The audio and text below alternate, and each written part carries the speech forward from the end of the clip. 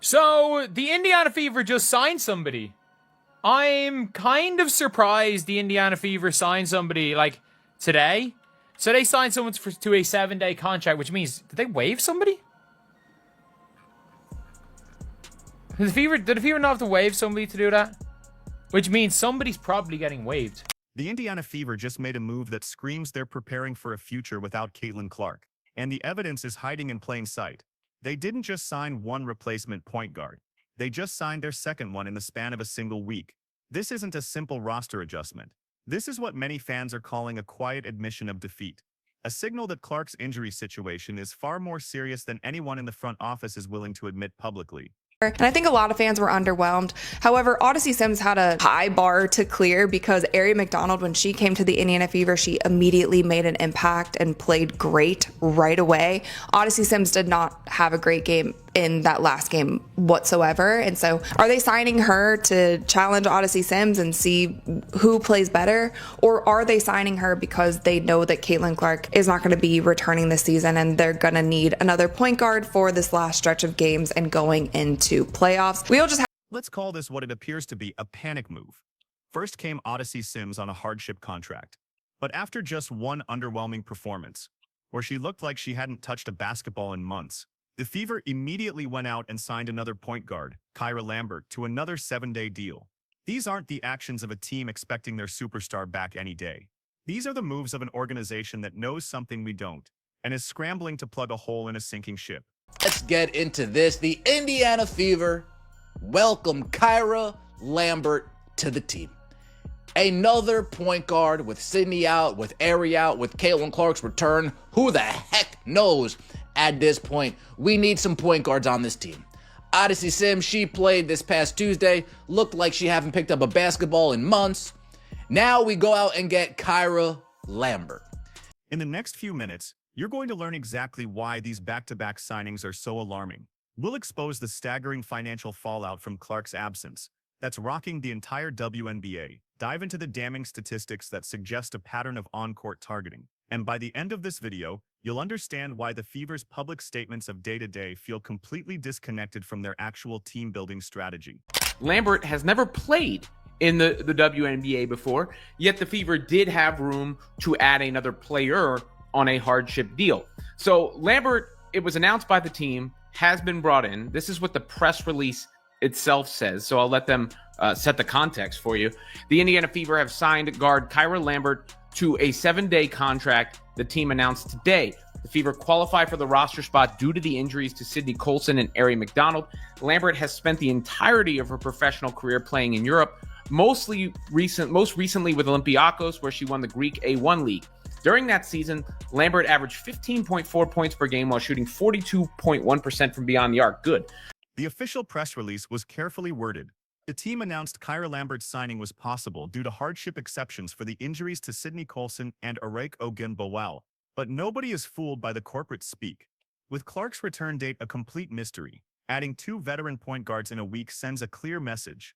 They are building a roster designed to function without its centerpiece, preparing for the very real possibility she isn't coming back this season. They have signed a player from overseas in shocking development. Now, they had no European players on the team, and looked like the Indiana Fever new player did speak to the media earlier today. We got some of that footage. Let's roll this opportunity that'd be coming for you. Officially Monday. Yeah, Monday, so it was a pretty quick turnaround. Take me through the emotions of that day, knowing that this was coming your way and that you'd have a chance to play on a team that might need you to play right away. Yeah, no, I was super excited. It's a blessing, having the journey that I've had and just, remaining faithful, trusting God and doing the work and just to see it all come back around and have this opportunity. So. What's truly unsettling is the profile of the new signing. Kyra Lambert has never played a single minute in the WNBA. She spent her entire professional career in Europe, most recently winning a championship in the Greek A1 league. While her stats there were solid, averaging over 15 points and shooting 42% from 3, this is a massive leap in competition. From a fan's perspective, signing an unproven player from overseas feels less like a strategic acquisition and more like a desperate lottery ticket. As Caitlin Clark fans, this is a nasty position to be in. We're dealing with the Indiana Fever telling us that Caitlin Clark is day-to-day And we know the Indiana Fevers, Amber Cox, Kelly Crosskoff, Stephanie White are all liars. We can't believe anything the Indiana Fevers say, and we know that. So we have the Fevers saying Caitlin Clark is day-to-day. This brings us to the uncomfortable truth. Nobody in the league wants to say out loud, Caitlin Clark has missed 21 games this season due to injury. Before this year, she had never missed a single game in her entire college or professional career. She was basketball's Iron Woman. Now she's collecting injuries like trading cards, starting with a quad strain, then a left groin injury, and now a right groin injury that has her sidelined indefinitely. Caitlin Clark's injury is tanking WNBA ticket prices. The star Indiana Fever guard suffered a quad injury and is expected to miss at least 2 weeks. This comes on the heels of the WNBA and other teams moving games into larger arenas to accommodate Caitlin's fans. And as sports fans, I think we all know that Caitlin Clark is the most popular women's basketball player. In fact, she might be one of the most popular female athletes in the entire world. Ever since she burst into the national consciousness, women's basketball has experienced a rise in popularity. But is it Caitlin? Or is it women's basketball? Per Front Office Sports, get-in tickets for the Fever's rivalry game against the Chicago Sky on June 7th are down 71% from $86 to $25. Coach Stephanie White's updates have done little to calm the fears of fans. Phrases like "we're taking it day by day" and putting no timetable on it are standard coach speak for a serious, unpredictable injury. White even admitted Clark hasn't returned to practice yet. This isn't the language used for a player who is just a few days away from returning. This is how you discuss a long-term rehabilitation with an uncertain outcome. 35%. WNBA ratings down. All-Star game 35% than last year. Yet you're telling me that it doesn't have to do with Caitlin. 35%. It really makes it difficult for fans of the WNBA in general and Caitlin Clark, like myself, to have conversations, to join a Discord, just to I don't know, want to just talk up the WNBA in general, when you can't even give Caitlin the props that she deserves. Now let's talk about the numbers, because they paint a picture more brutal than any injury report. Since Clark's latest injury, WNBA viewership has reportedly dropped a staggering 55%. The Indiana Fever's national TV ratings are down 53%. Games that once pulled nearly 2 million viewers are now struggling to hit 800,000. This isn't a dip.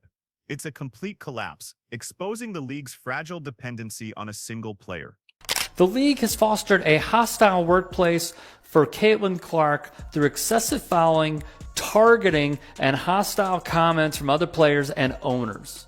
These aren't isolated, they're documented, continuing, and ignored by officials. The disparity in treatment invites real scrutiny. Not a single player has been suspended for flagrantly fouling Ms. Clark. Here's where he said a federal investigation should take place. Congress and the admin should demand answers from the W, its leaders, investigate officiating and internal league comms, hold hearings, and insist on real reforms. The Labor Department should review league protocols for workplace safety. If evidence shows discrimination or retaliation, the DOJ's Civil Rights Division must act.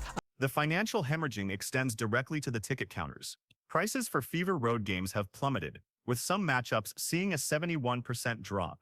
A ticket for the marquee rivalry game against the Chicago Sky, once selling for $86, cratered to just $25 after Clark was ruled out. The WNBA moved games to larger arenas to accommodate the Caitlin Clark effect, but now they are facing a reality where they can't fill seats without her on the court. Asked about people being a little physical with Caitlin at that, her last game. Do you feel like she's being treated unfairly, in her games and stuff like that? I think it's definitely star players aren't ever treated fairly. Is that kind of what you went through? Because you're considered a legend. Is that just kind of normal about being the rookie? Is that part of it? I think everybody has a different path. So I appreciate you, man. Thank you Take so care. much. Even the WNBA All-Star Game, held in Clark's home market of Indianapolis, suffered a 35% ratings drop without her participation. The league tried to spin this positively, but the comparison they used was misleading. They conveniently ignored the massive audience Clark drew the year before, because admitting the truth would expose just how much the entire league's financial model is built on one injured 23-year-old. Now, I'm not exactly too sure where Kyra Lambert is, and I know what your reaction is. Kyra Lambert who? Kyra Lambert, minus the 2, divide by 3, add 4. Yeah, I didn't know who Kyra Lambert was either. Kelly, she better be good. Amber, she better be good. That's all I'm going to say. She better come in and be impactful off the jump. That's all I'm going to say. She needs to at least pass the eye test. Okay, maybe she doesn't have a good game, but can she at least pass the eye test so when I watch her, I'm saying to myself, okay, I can see the vision. I can see where we hope that this is going. This leads us to the most controversial part of this story. The belief among many fans that the league and its referees failed to protect their biggest star. All season, Clark has been subjected to a level of physical play that often crosses the line from aggressive defense to outright targeting. She has been fouled 46 times, ranking 3rd in the league. But the raw numbers don't tell the whole story. But like, she's a 5'9" point guard who averaged 8 points per game in Greece. How shit must Odyssey Sims be? Nah, man, we're not doing this.